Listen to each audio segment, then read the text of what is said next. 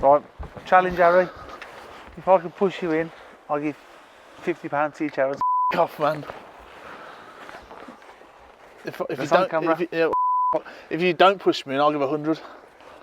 Give 100 and I'll jump in.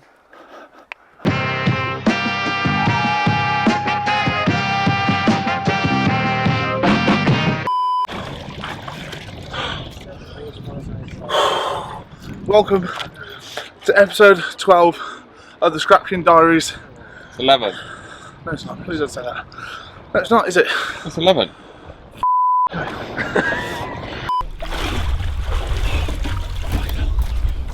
Welcome to episode 11 of the Scrap King Diaries. It's too cold for this. So boom, welcome to episode 11 of the Scrap King Diaries. We are back at our favourite watering hole, Cliff Lakes, to do another session of channel swim training. For 4 weeks time I'll do it. So in 4 weeks this seal will jump in the channel and go to France. I'm not doing it, I'm just his training partner. He always ropes me in and You can't say no. I'm training support for him, so Anything for an hour off work. it gets me out the yard an hour earlier, keeps me fit. Yeah, so 4 weeks time I have to swim the channel with a team, a relay team, in aid of Birmingham's Children's Hospital and the Care for Casualties Rifles charity. Two amazing causes. We've just gone over £5,000 raised, which is just over half of our our target of £10,000. So obviously if we can get as close to that, but ideally we want to smash through £10,000 raised as much as possible for both of the two fabulous charities. So if you can spare anything, there'll be links and bloody things underneath in the description and that to follow. So yeah, there's a reason why we are torturing ourselves 2-3 times a week, and it's for those two charities really. There is no easy way to do this. We've got to stop dragging out the intro. We've got to get in there. Under. Mic's off, strip off, get your pecker out, just dive in. Oh, better than I am, so you're more than welcome to take over. So it's going a bit quiet on the chat, isn't it? Just chat. Chat. I'm sorry to do, Right, He's doing the swim with us. Fucking alright, man. To be fair to you, you have been very like... Yeah, no, I have to be. I'll tell you. It's the first time we've met. Oh, do you want to push me in there because I'm feeling brave? Yeah. So how much did you say you donate? Literally.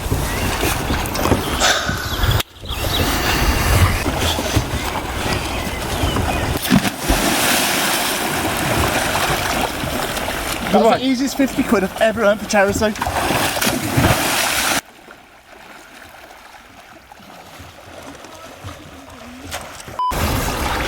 So apparently, the temperature of the lake, which is usually around 10 or 11 degrees, I think that's Fahrenheit, which means it's colder than what it sounds, is the same temperature as the channel. Do you want to come in? You'll have a frozen sausage. Frozen sausage. Only guys wear hats and goggles and suits. Oh, sorry. I'm not going to race you. 3, 2, winner, loser, 20 quid. Very ready.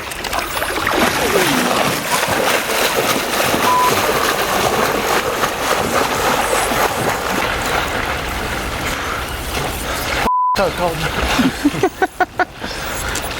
I was so in the zone. No.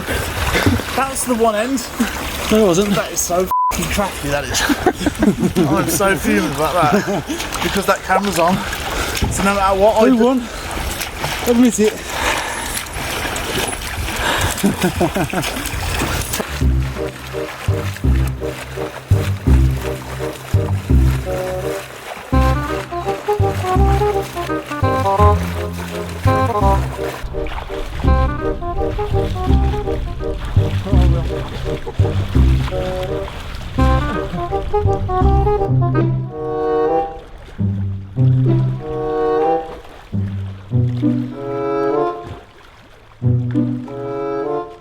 So the channel channel is 21 miles wide. Now, due to tides, we can't swim it in a straight line.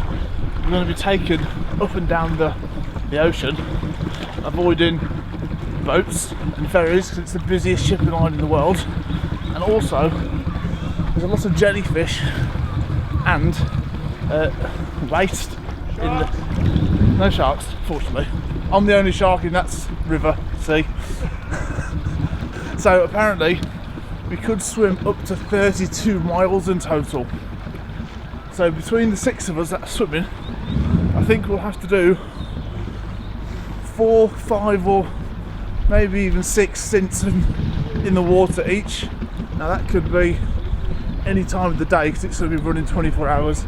I think we're starting at midnight for the tide reasons. You don't want to be getting in and not be strong enough to get over it, and basically just keep being like dragged back to shore.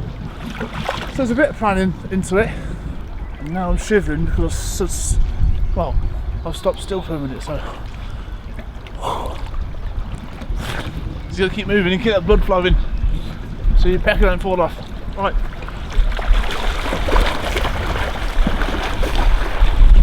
Come on, mate. That's it, warm me up. Have a little hot water bottle. Yes. Hello, Frank. Come here, my little chunky bug. Come here. Oh. Oh. Come here. Oh. Oh. The world needs to see your swimming flip-flops. This is Scrap Man cold water unicorn. You are going to be so moody in the morning when your feet are wet. See you later. See you, mate. See you, mate. I forgot my flip-flops. Fuck it out, man. I forgot me flip-flops.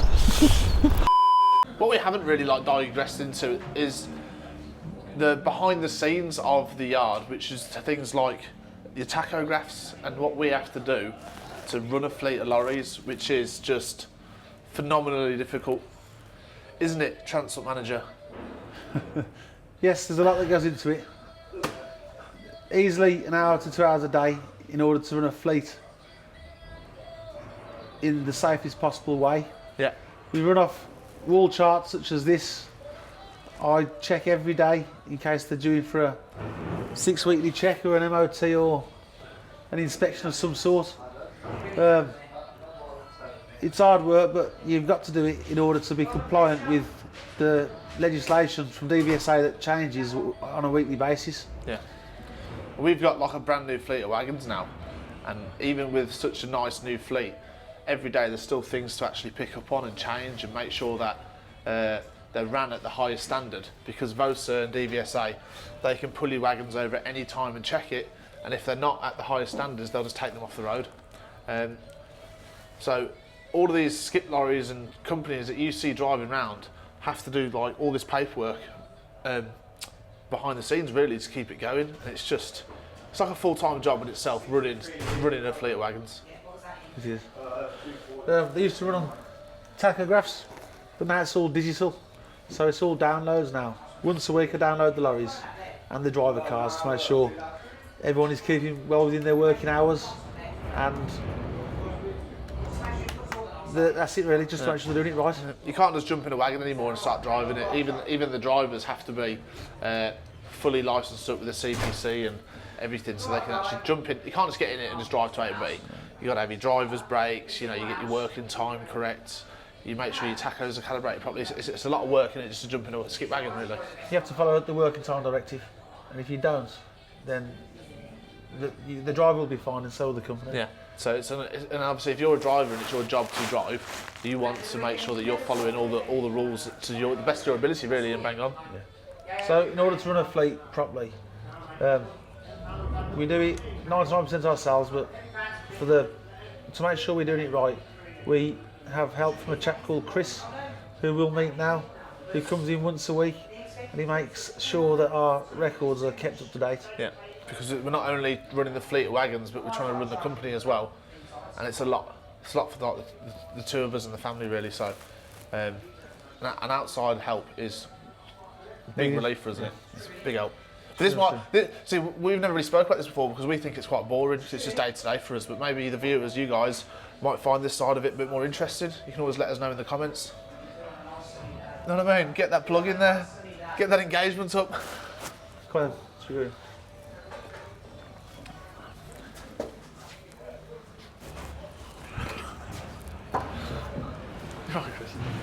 So this is a lot of folders and paperwork here for our fleet of brand new wagons. Chris is here to help us and go through all of our paperwork really and just make sure that we're doing everything to the best of our ability. The signature on that, on when you sign your O licence, is quite daunting, and the list of obligations can be remedied quite easily with overall management control. The understanding compliance with essential and safe legal operation is quite easily. The training of drivers to ensure we raise their profile and they understand what we want from them is also very, very important, because we can put in all the systems we have in place, but if the drivers are not coming with us on the journey of compliance and safety and legality, it's going very, very difficult. And basically we want to give our licence the respect it deserves and to make sure that we are operating correctly. Isn't that right, Rich? Right. So when you're driving around now and you see a wagon that looks in a right state, actually question yourself and be like, I can't believe that is on the road, because the work you've got to put in to keep your lorries at a high standard is just, and money.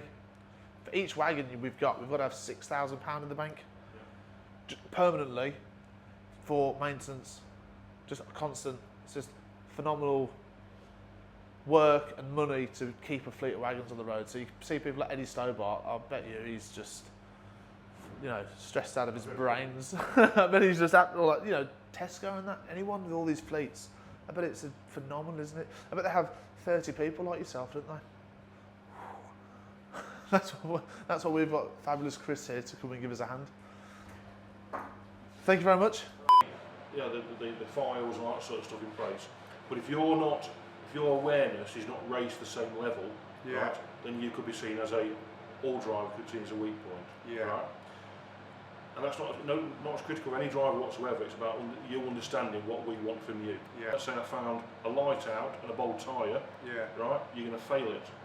So what will happen then is you'll be retrained on your daily checks, and then you'll be monitored going through the next couple of weeks to make sure you've raised your awareness of what you should be doing. Okay. So now Andre, I'll do basically like a walk back check now again on the new ships. Yep. Okay. Yep. Thank you very much. Any issues, Mel? Come and see us and we'll talk to you about it. Okay. All right. Thank you. So here at Taroni's, we are now thinking ahead and have bought ourselves the first electric telehandler from JCB. The way the world is going now, before you know it, everything will one day be electric. There's going to be no more diesels and petrols. I think it might be by 2030, depending on no more diesels. So for, you know, commercial vehicles like this, they're going to start fading out. So we thought we'd jump on that bandwagon now as soon as possible, you know, and try and stay ahead of the times, which is what we're all about here. The benefits of a machine like this is there's no running costs for a diesel engine. We only have an electric motor and battery to sort of look after. So cost-wise, they should, over time, be a lot cheaper to run. Now, it was very expensive for a forklift. It was over £60,000, and this was an ex-demo model. So brand new, I'd actually hate to think how much money they would be. Now, if you notice, in the bottom left corner, there is a sign that says Russell the Wrecker. Now, Dad thinks that because he's paid so much money for a forklift, he should be the only one to drive it. He's not very good. We've had the forklift 1 month and he's already had to respray the back end of it. As you can see, he's already marked it, so we decided to put a little sticker on for him. So just to remind everybody else in the yard that when there is a mark on the back of the truck, it's not their fault, it is Russell the Wreckers. He's about to come out now and start using it, so I'm sure when he watches this video back, I'm going to get right bollocking. The updated cab in the new JCB is all operated off one control. I'm sure when Dad comes out in a moment, he's going to show everybody how to use it. But it's good because you can always keep one hand on the steering wheel now, so for a safety feature, it's a lot better. with an electric motor, the forklift can put power to the arm and fork straight away. So it's a lot faster when you're tipping bins, and there's no like sort of need to rev the engine or anything to make it turn faster. It's a fantastic bit of kit, it's absolutely perfect. For our yard now, with the non-ferrous department being so huge and undercover indoors, having no emissions inside is just great in terms of health and emissions. For yeah, look, Lee's looking at me, calling me a.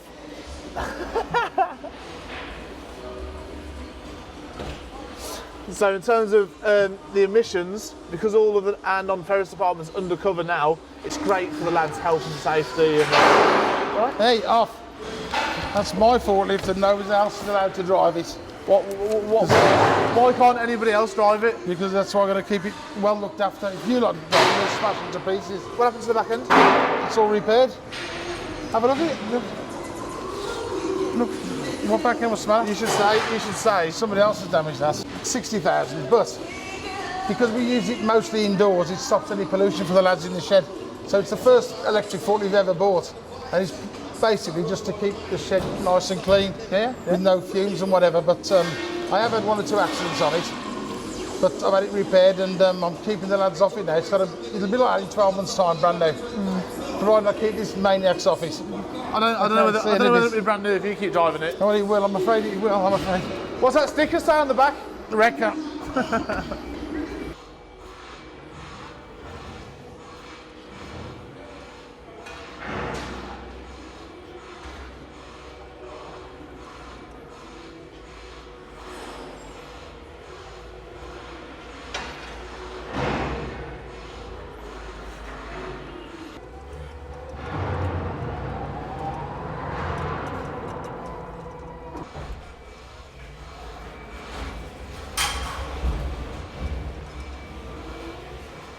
Find somewhere for Johnny to tip that load correctly. So Put him on the bridge. What, Tip it on the bridge.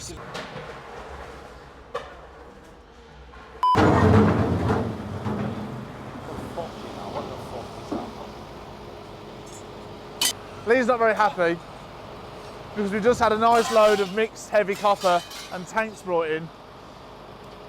And as nice as that seems, there's a lot of work there now in separating the clean copper tube from the heavy copper piping. But obviously that's what we'll have to do for us to get the maximum money back of that load now. We can buy that at a set rate and then we'll separate it and go through it and then pick out all the material that we can upgrade into a higher value. Not the last episode, but the episode before, we crushed that copper tank up. And that's what a lot of them look like before we've chopped the foam off. Obviously, your hot water in your house is inside this just boiling and heating up. And this insulation is what keeps the heat inside the tank and it doesn't go into your cupboard or your house. So we'll have to get one of the lads now, with like an axe or a knife or something, to chop all this foam off so then we can process it into your clean heavy copper tanks then.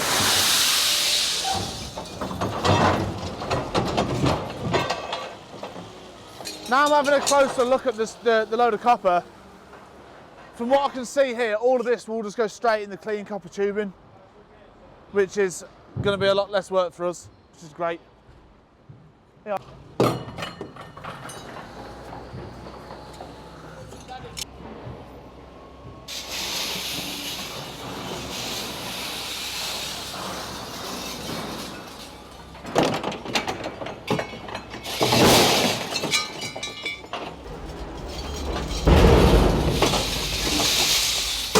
What you bought it as? heavy copper. That's right. That has new. It's all new. That is all new. This is all new. Okay.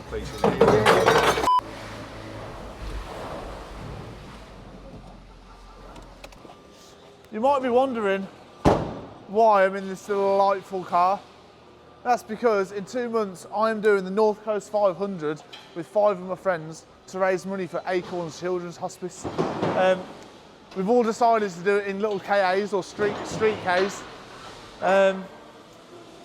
And the one I bought happens to come with Bessie Boop on the side, which is fantastic. It's going to be a very difficult 2,000 miles. I know what you're laughing at. You're going to be driving something similar as well. So, I paid £495 for this car. I've already spent more than that on accessories, which I will reveal as time goes on before the rally, because I don't want to give everything away straight away. But the car comes as standard from its 7 owner history with big boy, bad boy wheels, alloys, not steelies, a 1.6 litre petrol with a 106 horsepower engine, right? So I can, and I've done it at 60, like 65, it shakes. So it's good driving, it's exhilarating because you think it's going to snap in half. Anything over 50, the roof starts flapping. So I'm not sure how waterproof it's going to be. Inside, it's got Alcantara seats made by Mr. Ford himself. Okay. It's got leg room just enough for a Hobbit. Okay. And I have got a cigarette lighter that works, which is a massive plus because that's going to be my sat nav, my phone, my audio, everything.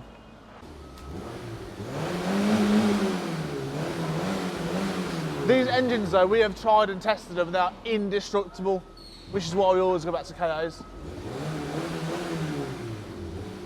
It's like a Wolverine purr. Brand new Halford radio. Had to get that on the way here.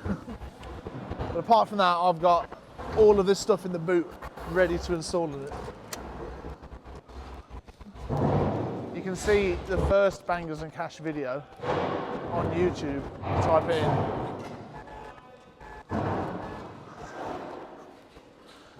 All of that is to be installed. I can't even tell you what it is. The most impressive accessory I've bought so far for it is you don't just have to have a 4x4 for one of these bad boys. It's going to fit nicely there. It's going to be the brightest KA on the road. Oh, it's suddenly started to rain. You hell, man. Oh, get on my phone, pretend to be busy. Boom, look at that then for high visibility scrap dogs now. So we do. You're such a we're f***ing mid-sentence. He loves that look, it's made his day.